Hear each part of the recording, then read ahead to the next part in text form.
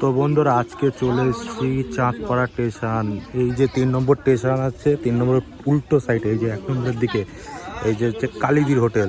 তো আজকে মিষ্টি দিয়ে আসেনি, তো কালীদি আছে, অবশ্য কালীদি রান্না করছে। এই যে এখানে মাংস আছে,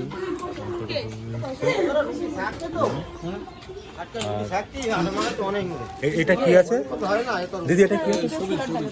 এটা হচ্ছে ছোলার ডালের বড়া। এই যে তো এই যে মটনটা এখানে আছে, দেখতে পাচ্ছেন ছেলেটার মটন, এই যে মটন। আর ভিতরে রিভিউটা খুব সুন্দর আছে। এই যে কালীদির হোটেল, এই যে একদম কিষানগঞ্জ বাইরে। আর এই যে ভিতরটা আছে।